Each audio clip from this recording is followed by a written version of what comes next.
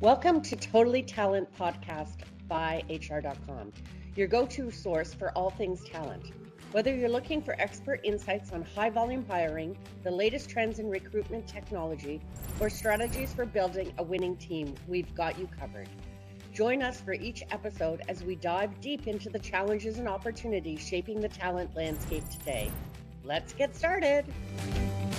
Hey everybody, welcome back to another edition of Totally Talent on HR.com. I'm your host, Mike Wood, and as you can see, I'm live at an event. I'm at Transform, and I'm here with my friend Peter from Fountain. Peter, how are you? I'm great today. I just flew in from San Francisco, so fresh off the plane. Fresh off the plane. All right, I've been here for like a week, so I'm like, get me out of here. Tell me what do you do for Fountain? Yeah, so I currently lead all to go-to-market for Fountain. I've been with the company for about 4.5 years. For most of that time was spent on the customer side post-sale. So implementation, integrations, ongoing customer success, really focused on how do our new customers get the most out of Fountain from a value perspective. Recently, I moved into go-to-market side. So trying to bring the philosophy of the customer success to go-to-market, right? Selling with customer stories, ensuring that a customer, even before they're a customer, can get value out of Fountain. So awesome. So we had mentioned that like you've been with Fountain for 4 years. What do you see that's happening overall in the space that's been kind of like, what's your overall take? Because you haven't been in HR tech before. Haven't been in HR tech. Have been in tech for a long time, in startups for a long time. My mother was actually the head of human resources for American Express, so HR is in my blood. Oh, okay. Yeah, that's good. So she's very excited about some of the things that I bring home to talk about. But I think right now there's a lot of uncertainty, right? It's sort of the combination of all of the changes in AI and all of the new technologies, and people are trying to keep up. And I think what we're seeing is there's a lot of like wait and see versus how do we go, full-hearted into adopting something new. And so one of the things that's worked really well for us is just general education around what's going on in the space and how the world is moving, and leaning in as an educator partner with some of our prospects and customers, even before they're a customer, right? And so how do we become sort of experts in just the general landscape of where the world is moving? Because there is so much buzzword. If you're on X for 5 minutes, you think you're 50 years behind. And if you're not on there, you don't even know where you are. And so it's a really interesting time. So with AI, I feel like this is a technology that we're all implementing and learning about at the same time. So how would you, what's your advice for getting some of the older TA teams that might be stuck in the past way to do things to adopt the new technology? Yeah, so we hold CHRO AI summits to just teach them about the landscape, teach them about new tools, not even Fountain tools, just tools in general. And one thing that we've seen, and which really shocked me, was there is you would think the blockers at these large organizations are legal and IT. What we've learned is they're actually not the blockers. They create a set of guardrails, but it's the individual contributors at sort of the middle management level that have so much uncertainty about what's going on that they are saying, we don't want to adopt it, or we're not given the opportunity. Or it's not going to take my job. Exactly. Which it isn't. It will take a part of your job you already don't want to do. Exactly. and so what we've seen is a really big push at the CHRO level to be tinkerers. How do these people be tinkerer in chief around some of these new tools and show their teams that this is the way? And so we've really seen a great level of adoption of, them building agents on Claude, or, apps on Replit or Lovable, and utilizing tools like that so they could see what's going on and explore the art of the possible. So honestly, I used to be kind of like, okay, AI, it's not quite there yet. I think I remember when I started with OpenAI, it's kind of like a parlor trick. It will tell you what you want to hear. Now I start using some of the better models.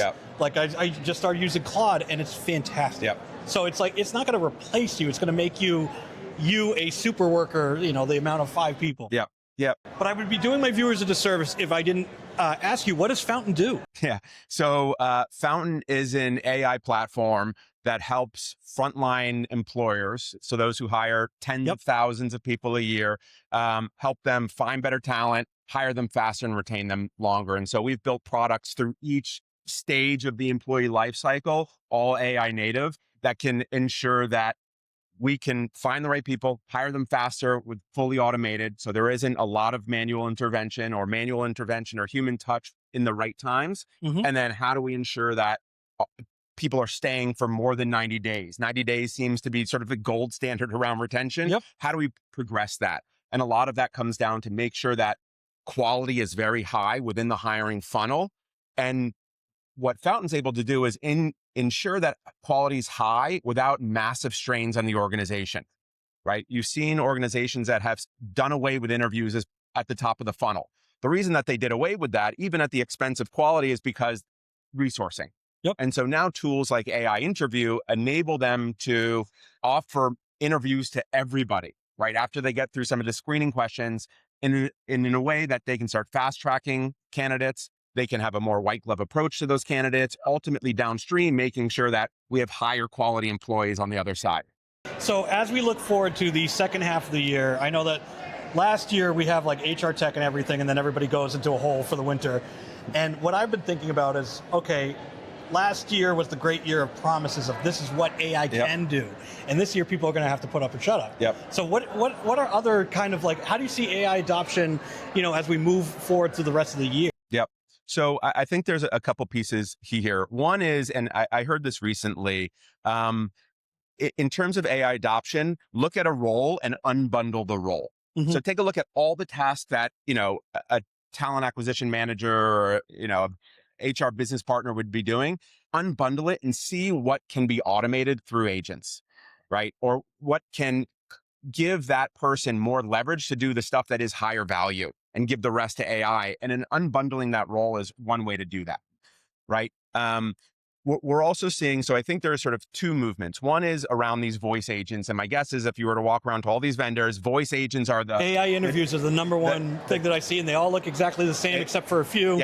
So I think start with small tests, right? Not every voice agent sounds the same, right? Are they screening? Are they answering FAQs? Does it sound like a human conversation or this weird thing? What we've seen is 75% of applicants choose an immediate interview with an AI interview versus scheduling time for a face-to-face interview. Or so that screening call. That screening call is worthless. Exactly. So give that to an agent and start small. You don't need to have every single employee go through it all at once, or applicant go through it all at once. You don't need to have it for all positions and all locations. Start small, see it prove out, and continually build on that. So that's the one piece. The second piece I'd say is a lot of these vendors are traditional SaaS vendors who are sticking AI on. I think there's a big movement in sort of this middle ground of SaaS vendors. Are they re-architecting their platform to be AI native? Right. And there's some legacy players who will never get there. There's a middle ground, which are completely re-architecting their SaaS platform. And then there's the AI native companies, right? And those are 18 months old and still yet to be proven. And so... But they're ahead of the curve. They're definitely ahead of the curve. And then is it a co-pilot that just answers questions, or is it a co-pilot that actually does work on your behalf? Is it doing the button clicking? And offers feedback, offers opportunities to interview better, for example, instead of just taking a transcript. I won't tell you who it was, but I did get a demo of one AI interview last week from a startup, and it was interviewing me for a auditor role. And it's like, what are your qualifications? I'm like, I have no qualifications. I clean up local churches and stuff. I'm a janitor or something. And it completely ignored it. So I'm like, ooh, okay. That's the number one thing that I would use. So it's good, try out a lot of these tools. Look at what other people are adopting. I do know that the Fountain team is very engineering focused, and so you guys build very, very good. More than half of our company is engineers. Like 60%. So and what he was saying about the legacy ATS vendors, spot on. Because you'll see a lot of people that are like, okay, we built a best-in-class ATS. We need an AI layer on top of it, and then they put another AI layer on top and another AI layer, and it's still broken. So you're spot on with that. Everybody check out Fountain.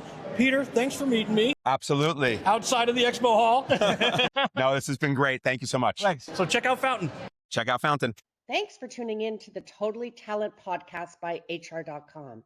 We hope you find today's episode insightful and inspiring. Don't forget to explore more episodes and discover valuable resources at hr.com/podcasts, where you can listen to all of our podcasts.